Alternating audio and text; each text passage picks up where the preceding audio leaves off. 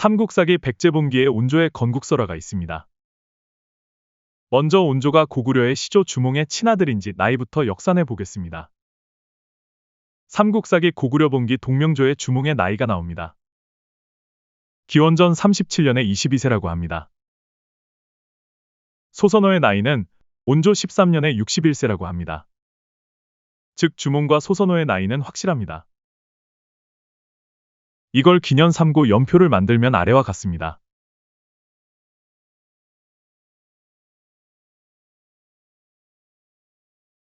주몽이 22살인데 그 부인 소선호의 나이가 30살로 8살 연상입니다. 기원전 37년에 주몽이 건국했을 때를 기점으로 소선호와 혼인했다고 하면 그 다음 해에 온조를 낳았으니 온조 1살이 됩니다. 이건 소선호가 주몽과 혼인하고 그 다음 해에 온조를 낳았을 때를 가정한 나이입니다. 즉 온조가 주몽의 친아들일 경우입니다. 그럼 기원전 19년에 온조가 백제를 건국했을 때의 나이가 19살입니다. 당시 온조 옆에는 소선호와 여러 신하들이 있었고 그 중에서도 나이 많은 신하도 있었으니 납득할 수 있는 나이입니다. 또한 소선호가 우태와 첫 혼인했을 때의 나이가 정상적이라면 18살 전후여야 합니다. 그럼 그 다음 해에 비류를 낳았다고 가정하면 기원전 48년입니다. 반면 첫 번째 건국설화에 따라 비류와 온조가 주몽의 친아들이라면 기원전 36년에 비류가 1살이고 온조는 그보다 3살 정도 적은 나이가 됩니다. 그럼 백제 건국 시 기원전 18년에 비류는 19살이고 온조는 16살이 됩니다. 소선호로서는 노산이 되지만 생물학적으로는 문제없어 보입니다. 근데 백제 건국설화에는 다른 설이 나옵니다. 일설에는 시조는 비류왕인데 그 아버지 우태는 북부여왕 해부르의 서손이고 어머니 소선호는 졸본 사람 연타발의 딸이다. 이하 생략.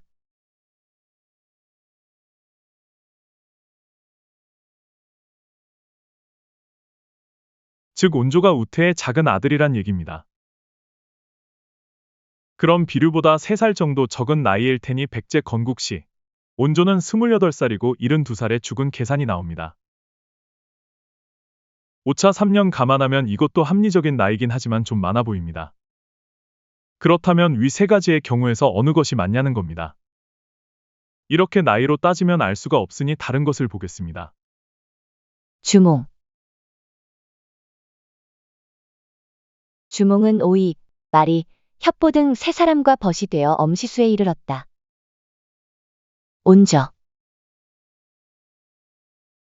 오간, 마려 등 10명의 신하들과 남쪽으로 떠났는데 따르는 백성이 많았다.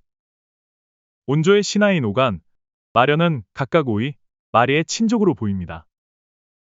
마와 마는 음이 통하기에 크게 문제되진 않습니다. 여기서 포인트는 이들 오간, 마려가 주몽의 절친이자 충신인 오이, 마리의 친족일 가능성이 크다는 겁니다. 즉 적어도 온조가 주몽의 친아들이니까 이들이 따라 나섰다는 얘기가 됩니다. 이는 중이가 진문공이 되기 전 열국을 주유할 때 따라 나선 10여 명의 신하들을 연상케 합니다. 또 주몽의 왕후 역시 동명이라 더욱 헷갈립니다. 저는 위 설화들을 절충해서 위 연표대로 비류는 우태의 친아들, 온조는 주몽의 친아들로 가정하고 설을 풀겠습니다. 즉 비류와 온조는 아버지가 다른 동북형제입니다. 이에 따르면 비류는 우시로 우비류가 되고 온조는 해온조가 됩니다. 근데 어차피 비류의 아버지 우태도 우시이자 해씨가 될 수 있는 부여의 왕족입니다. 온저. 그 아버지 우태는 북부여왕 해부르의 서손이고 온조도 우태의 친아들일 수도 있습니다. 즉 다 같은 부여 동명왕이란 조상을 둔 동족이자 친족이란 얘기입니다. 따라서 백제대왕이 제사 지내는 동명묘는 주몽이기도 하고 부여 동명왕이기도 하여 크게 의미가 없다고 봅니다. 백제대왕은 후대에 부여씨라고 하는 걸 보아 이들이 부여에서 온 것만은 확실합니다. 또 계로대왕은 남부여로 국명을 바꾸기도 합니다. 근데 비류 온조 집단이 고구려를 떠난 시기는 3가지로 추정할 수 있습니다. 주몽이 유리를 태자로 세운 후 주몽이 유리를 태자로 세우고 죽기 전 주몽이 유리를 태자로 세우고 죽은 후 주몽 19년 여름 4월 임금의 아들 유리가 부여에서 그의 어머니와 함께 도망해왔다. 이하 생략. 온저 원년 여름 5월 동명왕의 사당을 세웠다. 비류 온조 집단이 고구려를 떠난 이유는 유리가 태자가 되었기 때문입니다. 주몽이 부여를 떠난 이유랑 비슷합니다. 즉 정치적인 암투 때문입니다. 근데 위 세 가지 추정 중 어느 것이라도 기원전 19년이고 온조의 건국은 1년 후인 기원전 18년입니다.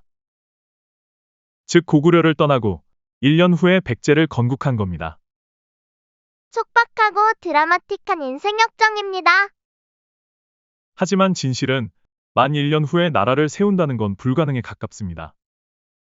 이건 아래에 설명하겠지만 진왕의 뒷배가 있었기에 가능한 일입니다. 즉 진왕에게 의탁한 것입니다. 이들이 고구려를 떠날 때 한반도 남부에는 진이 있었습니다. 진왕은 월지국에 있는데 이 위치가 불확실합니다. 이름부터 삼국지 한전에는 월지국이고 후한서에는 목지국이라 해서 어느 것이 맞는지도 불명입니다. 정사 삼국지 월지국 후한서 목지국 정사 삼국지가 먼저 나왔음.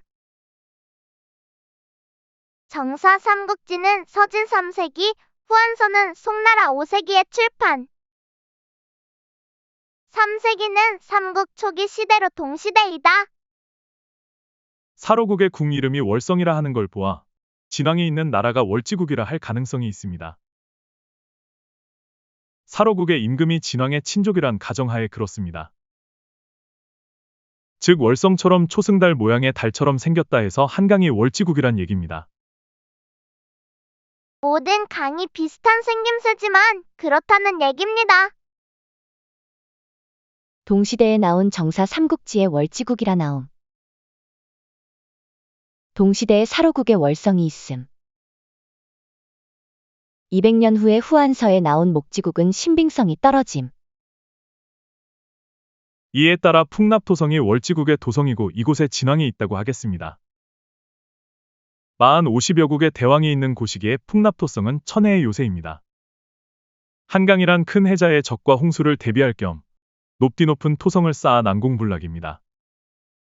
온저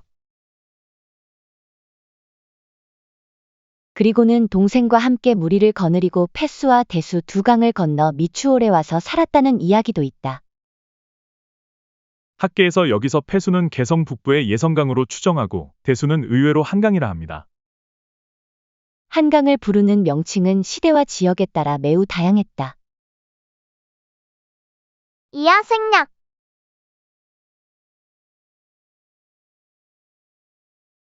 하지만 여기서의 패수는 예성강이 아닌 임진강으로 추정합니다. 그 이유는 아래에 나옵니다. 패수, 임진강. 대수, 한강. 온저 24년 가을 7월 임금이 웅천에 목책을 세우니 마한 왕이 사신을 보내어 책망하여 말하였다. 이하 생략. 그럼 비류 일행이 온 경로는 패수와 대수를 건너와야 하니 해로가 아닌 육로입니다. 대수를 건너 바로 미추홀이 나오는 걸로 보아 미추홀은 인천이 됩니다. 이 미추홀은 광개토왕비의 고구려가 공략한 백제 58성 중 미추성으로 나옵니다. 미추성에 잠시 머물다 진왕이 동북 백리의 땅을 내주어 그곳으로 가라는 명이 내려와 이동합니다. 비류는 미추성에 남고 나머지 온조 일행은 걸어서 이동합니다. 가는 중간에 한산 부하하게 올라 한강 주변을 둘러보고 훗날을 기약합니다. 이것이 온조조에 나오는 건국설화 첫 부분의 묘사를 설명한 것입니다. 그럼 동북 백리의 땅이 어딜까요? 마한 50여 국 중에 우유모탁국이 있습니다. 이 우유모탁국은 경기와 강원 경계 지점의 철원으로 저는 비정합니다. 우유모탁국, 철원. 철원의 서남쪽 인접한 연천의 백제 초기의 왕릉으로 추정되는 것들이 있습니다. 또한 월지국의 동북쪽이면 철원인 것과도 일치합니다. 방향상 연천은 월지국의 정북쪽이라 안 되고 동북 방향의 철원이어야 합니다. 아이러니하게 신라 경순왕의 무덤도 연천에 있다. 일리를 대략 400m라 하면 백리는 40km입니다. 대략 경기 동두천에서 강원 철원 거리입니다. 즉 온조는 그 정도 거리의 땅을 가지고 시작했습니다. 시작이 좋다. 동북 백리의 땅, 우유모탁국. 이 우유모탁국을 문자 그대로 해석하면 우시를 쉬게 하고 모시가 들어주다입니다. 즉 우시는 온조 일행이고 모시는 진왕이란 걸 알 수 있습니다. 아마 진왕이 직접 나라 이름을 지은 것으로 추측됩니다. 의탁을 들어줌으로써 진왕은 두 가지 효과를 보게 됩니다. 북의 말갈과 동의 낭랑을 방어. 명성 있는 부여왕족으로 사람들이 모여듦. 결국 우유모탁국은 북쪽 말갈과 동쪽 낭랑의 방어를 위해 최전방 동북 방면에 있었을 것입니다. 지금까지의 내용을 다시 설명하면 이렇습니다. 비료 온조 집단은 서해안 쪽 육로로 남하의 미추홀에 도착했고 월지국 진왕의 명에 의해 동북으로 이주합니다. 이는 유표가 조조를 방어하기 위해 유비를 신야로 보낸 것과 같습니다. 또 조선의 준왕이 한나라를 방어하기 위해 위만을 요동으로 보낸 것과도 같습니다. 비류가 미추 성에 남게 된 이유. 여기서 진왕은 비류는 미추 성에 남고 온조는 우유모탁국으로 따로 떨어지라는 명을 내립니다. 진왕이 그들을 보니 세력이 만만치 않습니다. 그래서 세력을 둘로 갈라놓을 필요가 있었던 겁니다. 그럼 백제국은 뭐냐? 미추홀, 즉 미추성은 나라 이름이 불명입니다. 백제란 한자로 보아 첫 번째 건너는 곳이란 뜻으로 해석됩니다. 이는 진해 영역 내의 첫 번째 포구란 뜻으로도 해석할 수 있습니다. 그럼 이 첫 번째 포구는 인천 포구를 말함입니다. 따라서 미추홀이 곧 백제국이 됩니다. 즉 백제국 내의 도성이 미추성입니다. 집단의 리더 비류가 있던 곳이 미추성, 그 나라 이름이 백제국인 것입니다. 훗날 비류의 후손 고이대왕은 비류를 추모하는 뜻에서 진에서 백제로 국명을 바꿉니다. 백제국 백제. 이게 아닙니다. 진 백제. 이겁니다. 참고로 한반도 중부 이하의 큰 음락들은 강을 끼고 발전했는데 대부분 강 이남에 위치한 것이 특징입니다. 이 말인즉슨 북쪽의 말갈을 방어하기 위해 강을 해자 삼아 발전했기 때문으로 보입니다. 일례로 한강 이남에 풍납토성이 있습니다. 온조 일행은 우유모탁국에서 폐수를 경계로 북쪽의 말갈, 동쪽의 낭랑을 방어합니다. 온저. 13년 여름 5월 임금이 신하들에게 말하였다. 이하 생략.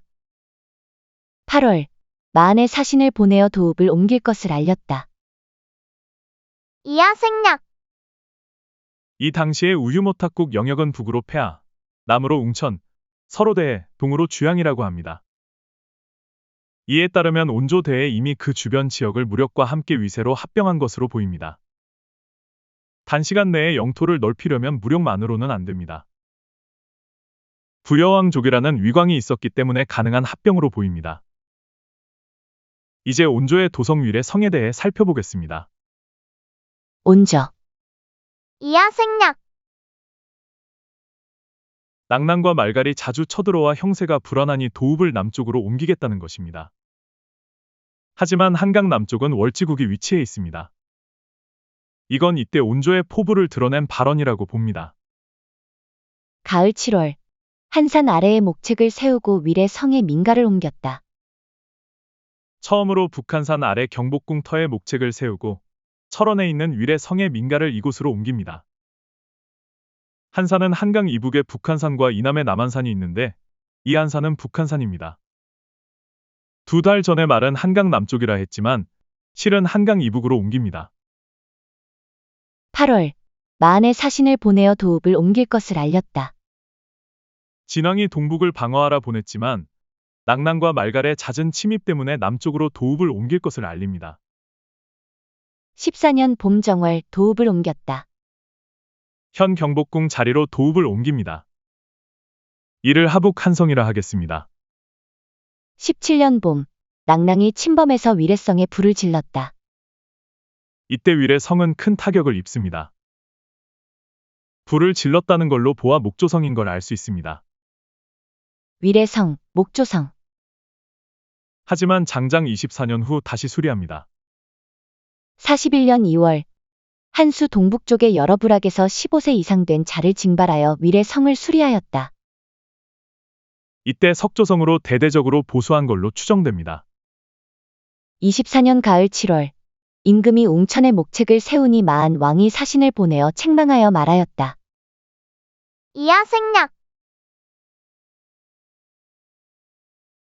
웅천은 지금의 서울 중랑천입니다. 바로 지척의 월지국과 붙어 있어 진왕이 온조를 믿고 있는 판에 온조가 그 경계에 목책을 세우니 진왕이 배신감을 느껴 책망하는 상황입니다. 중랑천, 꽤 큰 하천이다. 25년 봄 2월, 왕궁에 우물이 갑자기 넘쳤다. 이하 생략. 바야흐로 온조가 사만을 일통할 백제의 백년대계를 세우는 순간입니다. 이 자신감은 대체 어디서 나온 걸까요? 이를 토대로 온조 백제는 승승장구합니다. 26년 가을 7월, 임금이 말하였다. 이하 생략. 여기서의 마한은 월지국을 말함입니다.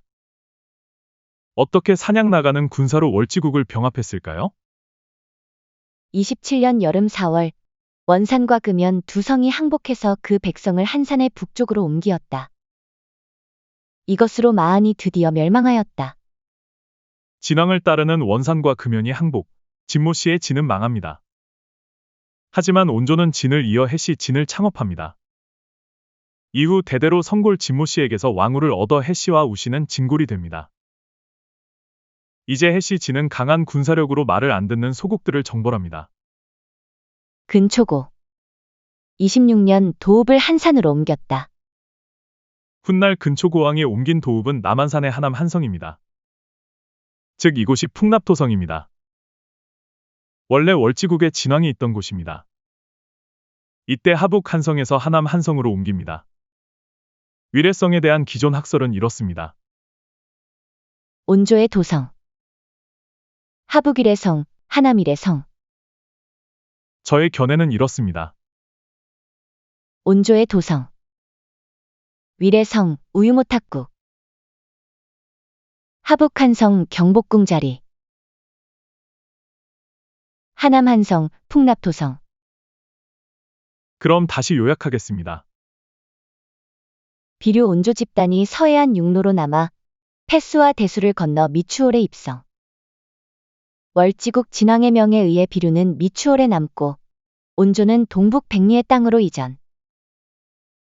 여기서 나를 어떻게 알 수 있나? 바로 아래에 나오는 밑줄 친 기록들이 그 증거입니다. 온저. 24년 가을 7월, 임금이 웅천에 목책을 세우니 마한 왕이 사신을 보내어 책망하여 말하였다. 이하 생략. 온저. 2년 봄 정월, 임금이 여러 신하에게 말하였다. 이하 생략. 11년 이후로도 기록은 계속 나옵니다. 즉 동북 백리의 땅 북쪽에는 낙랑이 아닌 말갈이 있던 겁니다. 보통 우리가 알기로 낙랑은 평안도로 알고 있는데 그게 아니었습니다. 그럼 낙랑은 어디에 있나? 온조가 직접 말해줍니다. 13년, 이하 생략. 또 신라본기에도 그 위치가 나옵니다.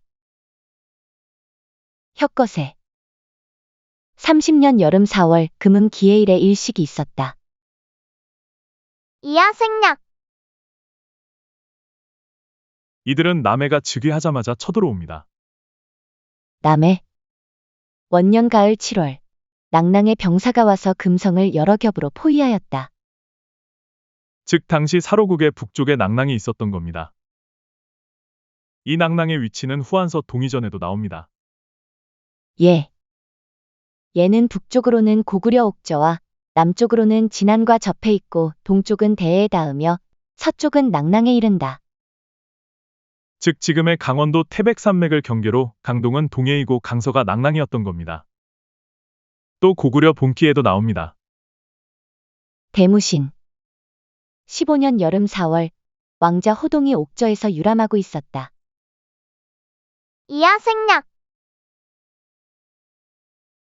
왕이라 해놓고 백제본기에는 태수로 격하합니다. 온저. 8년 가을 7월 마수성을 쌓고 병산책을 세웠다. 이하 생략. 이는 고구려는 이들을 정벌했고 이들이 백제를 공격했기 때문에 이렇게 입장에 따라 달리 기록한 것입니다. 즉 고구려는 낭낭이라는 왕국 레벨의 나라를 정벌했음을 나타낸 것이고 백제는 낭낭에게 여러 번 침략당해서 격하에 기록했습니다. 대무신 15년의 서기 32년과 온조 8년의 기원전 11년은 한 세대 차이일 뿐 같은 낭낭으로 봐야 합니다. 강서 지방에 있던 낭낭은 남으로는 진안, 서로는 진과 접해 있던 겁니다. 그럼 동북 백리의 땅의 북쪽은 말갈이, 동쪽에는 낭낭이 있습니다. 이를 그림으로 보면 이렇습니다. 그럼 여기서 알 수 있는 중요한 포인트가 있습니다. 바로 말갈과 낭낭이 만나는 곳이 진왕의 명에 의해 보내진 동북 백리의 땅인 겁니다. 이를 그림으로 보면 또 이렇습니다. 여러분이 진왕이라면 온조 집단을 어디에 보낼까요? 바로 북의 말갈과 동의 낭낭이 쳐들어와 만나는 최전방 군사요충지에 보낼 겁니다. 이곳 말고는 달리 없습니다. 그럼 이곳이 과연 어디인가? 철원입니다. 동북 백리의 땅, 철원. 후고구려 궁예대왕은 역시 점지력이 있었나 봅니다. 온조의 첫 도읍지라는 걸 어찌 알고, 크크. 철원에서 서남쪽 인접한 곳이 연천인데 위에 설명한 대로 이곳에 백제 초기의 왕릉이 있습니다. 솔직히 왕릉인지는 모르지만 뼈조각과 함께 목걸이, 쇠화살촉이 발견된 걸로 보아 여성이 전사에서 묻힌 것으로 추정됩니다. 저는 이 여성이 소선호가 아닐까 추정합니다. 온조 대신 화살에 맞아 죽었다고 하면 오버인가요? 온저. 13년 봄 2월 서울에서 한 늙은 할미가 남자로 변하였다. 이하 생략. 17년 봄 낭낭이 침범해서 위례 성에 불을 질렀다. 여름 4월 사당을 세우고 국모에게 제사를 지냈다. 소선호의 죽음이 심상치 않아 보입니다. 낭낭의 자객들이 위례 성 안으로 침입해 온조를 겨냥했지만 소선호가 대신 화살에 맞아 죽었다고 합시다. 진실은 저 너머에. 이 호랑이 5마리는 5명의 자객을 의미합니다. 이는 분서 7년에도 같은 상황이 나옵니다. 분서. 7년 겨울 10월 임금이 낭낭 태수가 보낸 자객에게 해를 입어 돌아가셨다. 그건 그렇고 낭낭이 위례 성에 불을 질렀다. 즉 위례 성은 목조성인 걸 알 수 있습니다. 마수성도 목조성입니다. 온저. 8년 가을 7월 마수성을 쌓고 병산책을 세웠다. 이하 생략. 임금이 답하여 말하였다. 이하 생략. 즉 단기간에 빨리 목조성인 요새를 만든 것입니다.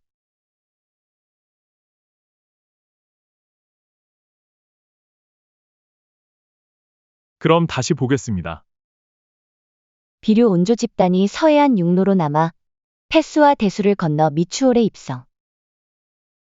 월지국 진왕의 명에 의해 비류는 미추홀에 남고 온조는 동북 백리의 땅으로 이전. 여기서 우리는 동북 백리의 땅이 어디인지 알았고, 나아가 진왕에 있는 월지국의 위치도 알 수 있습니다. 즉 철원에서 서남쪽에 있는 곳이어야 하고, 철원에서 그다지 머지않은 곳, 즉 경기도 내에 있어야 합니다. 답은 뻔합니다. 월지국, 서울. 그럼 다시 패수와 대수가 어디인지 분석해 보겠습니다. 온저. 13년 8월, 마한의 사신을 보내어 도읍을 옮길 것을 알렸다. 이하 생략.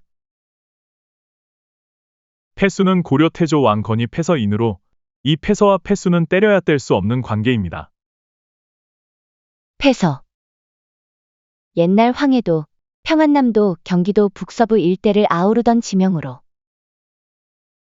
패수. 삼국시대의 패수는 대동강 혹은 예성강이다.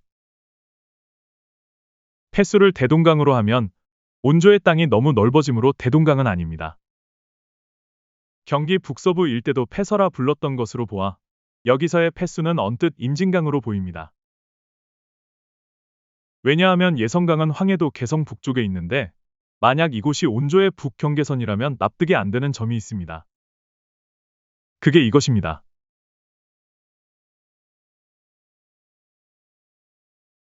즉 예성강은 남북으로 길게 뻗은 강으로 온조의 북경계선이 될 수 없습니다. 되고 싶어도 못 됩니다. 반면 그 아래 임진강은 40도 정도 기울어졌지만 대략 동서로 뻗어 있습니다. 하지만 임진강 역시 한탄강과 갈라지는 지점에서 남북으로 길게 뻗습니다. 여기서 한탄강을 주목해 주세요. 이 강은 지금까지 위에 설명한 연천과 철원 모두를 지나고 강원도 평강까지 올라갑니다. 평강이 발원지라고 합니다. 그럼 온조의 최북 경계 지점은 이 한탄강 중류일 가능성이 높습니다. 즉 아래 그림이 됩니다.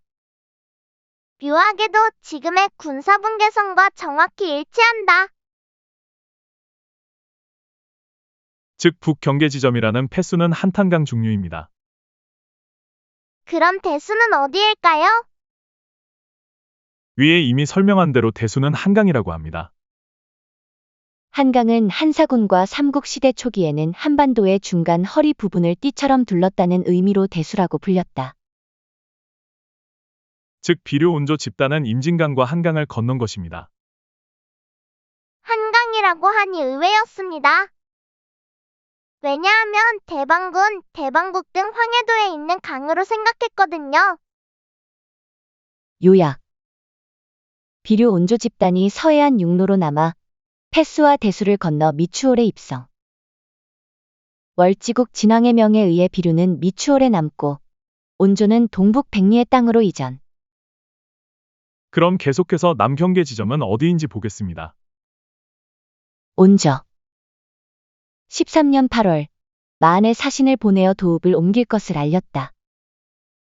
이하 생략. 이 웅천의 위치가 학계에서는 경기 안성에 있는 안성천이라고 합니다. 그래서 진왕의 월지국은 그 남쪽인 충남 아산, 혹은 천안, 혹은 공주에 있다고 합니다. 이건 온조의 최남 국경선이 안성천이면 온조에 대해 이미 경기도를 영토화했다는 말입니다. 그리고 이어 온조가 마한을 합병한 이 기사를 신뢰한다면 영토는 온조에 대해 이미 충남까지가 된다는 뜻입니다. 온저. 26년 겨울 10월, 임금이 사냥을 한다는 핑계로 병사를 내어 마한을 습격하여 드디어 나라를 합병하였으나 오직 원산과 금연 두 성은 항복하지 않았다. 그래서 온조의 기록이 신뢰성에 문제가 있다고 합니다. 이건 월지국의 위치를 처음부터 웅진으로 잘못 잡아서 생긴 문제입니다. 저의 견해는 이렇습니다. 이 웅천이라는 지명은 당시 한반도에 아주 많았을 것으로 생각됩니다. 즉, 정말 남경계 지점이 웅천일 수 있지만 신라 말 역사기록 편자들이 월지국의 위치를 추적치 못하게 할 목적으로 당시 널리 쓰인 웅천으로 기록했을 수 있습니다. 그렇다고 해도 이미 월지국의 위치를 안 이상 저는 추정할 수 있습니다. 위에 설명한 대로 웅천은 바로 서울 중랑천입니다. 한강에서 중랑천이 시작하는 곳이 온조의 최남 경계 지점입니다. 대수라 기록하지 않은 이유는 이렇습니다. 신라말 역사기록 편자들이 월지국의 위치를 추적치 못하게 할 목적으로 당시 널리 쓰인 웅천으로 기록. 대수 그 자체는 월지국의 진왕 소유라서 대수를 경계로 할 수 없음. 주양은 학계에서 보통 춘천이라고 합니다. 하지만 오히려 춘천은 낭랑의 도읍지일 수 있습니다. 따라서 저는 주양이 경기와 강원의 경계에 있는 경기도 가평이라 봅니다. 그럼 동북 백리의 땅에서 영토가 늘어난 우유모탁국의 최대 경계선을 그어보면 이렇습니다. 최북단, 폐수, 한탄강 중류. 최남단, 웅천, 중랑천 하류. 최서단, 대, 서해.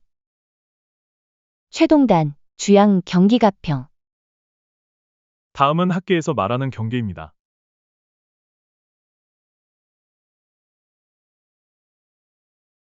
핑크색, 월지국을 합병하기 전의 영토. 노란색, 월지국 합병 후의 영토, 즉 훗날 광개토왕릉비에 나오는 잔국의 영역과 같음. 하지만 위례 성이 철원이라는 결정적인 문헌사료가 온조 41년 기사입니다. 온저. 41년 2월, 한수 동북쪽의 여러 부락에서 15세 이상 된 자를 징발하여 위례 성을 수리하였다. 즉 한수 동북쪽의 위례 성이라 나온 게 그것입니다. 그래서 온조가 옮겼다는 도읍은 하남이 아닌 하북 한성이 됩니다. 왜냐하면 하남에는 진왕의 월지국이 있기 때문입니다. 이건 월지국이 웅진이라는 학계의 설이 틀렸다는 의미입니다. 온저. 14년 봄 정월 도읍을 옮겼다. 이하 생략. 한강의 서북에 성을 쌓은 이유는 말가를 방어하기 위함으로 해석됩니다. 그렇다면 이런 시나리오가 됩니다. 위례성에서 하북 한성으로 도읍 이전. 사냥 간다는 핑계로 월지국 기습. 이게 실은 대규모 국지전을 의미. 월지국 병합. 이에 대한 자세한 설은 입으로 이어집니다.